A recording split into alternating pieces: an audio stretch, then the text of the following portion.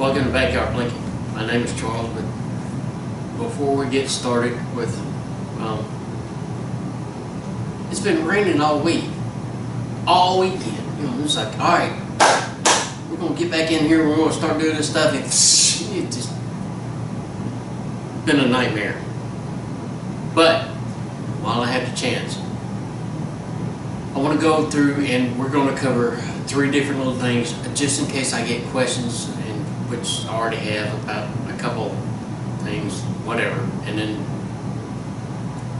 going to show you something that I promised I'd show you. Let's see, how to be delicate, how to be, whatever. This COVID thing, look, the entire world lost its mind, right? I grew up in the state of Arkansas. I swam in a pond with the cows and the horses and the goats and everything else. I have an immune system and I use it, right? Whether I believe what's going on or not, doesn't really matter. You guys already know, if you've been watching long enough, that my better half went through congestive heart failure. She is still on oxygen. So I still do whatever it is I have to do when I'm not at home to make sure she's protected. Fair enough, right? The other part, I'm just glad I don't live in Seattle or Chicago or LA or Washington or Minneapolis. What the hell is wrong with the world? Something's going on. Ain't good neither. That's kind of a touchy subject depending on who you're talking to. I will put my understanding and how I see it, especially when you're talking about statues and monuments and stuff like that. I'm going to give you 2 quotes from people that were, well, they were in the 20th century. You figure out who they were. The first one is, history repeats itself. But it's a rhyme. History repeats itself. That's one. The other one was stated by a person in history that says, we erect this monument today to remind ourselves of what happened and not to let history repeat itself.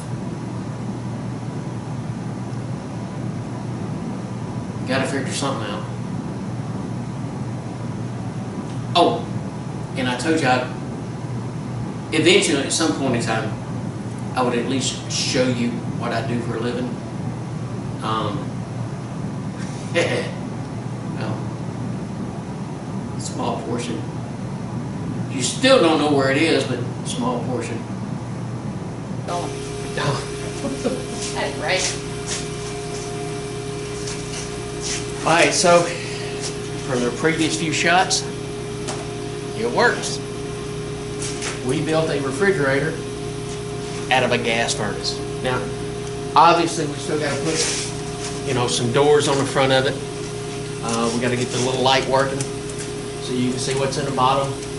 Put a top over it. It doesn't take long. This thing, It's cold. it's already dropped down now to 69 degrees from 74, so it's rolling right along. And you got to remember, this thing is just wide open. It's just blowing the air out, right? Imagine what's going to happen to this thing when we get it all closed up. I'll be. Imagine that. You guys can do anything you want to, as long as you set your mind to it. All we used was basic principles, right?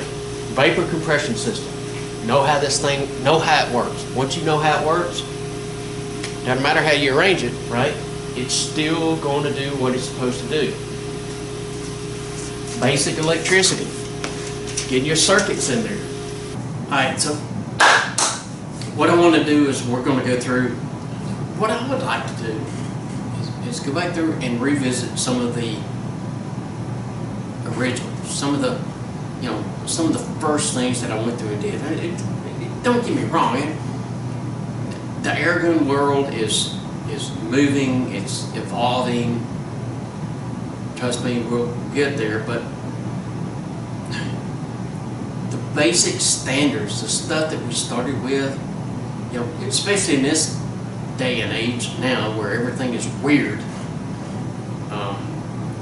You gotta wear a mask, you gotta do this, that, and even not to shoot an air gun in my backyard. So I'd like to go, you know, those things are still available and they're priced right. A lot of the pneumatic stuff that's out there, the PCPs and all that kind of stuff, you know, even with the big air tanks that go in there, you know, you're still talking about a couple of $100. That's fine. I mean, it is what it is. It's cheaper than, well, whatever. But the point is, the classics are still out there. Let's revisit them. Let's see if we can figure out how to do something with them that we didn't do the first time. Just for fun.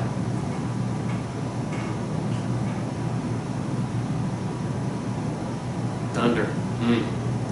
Till next time, my name is Charles. Been Backyard Plinky.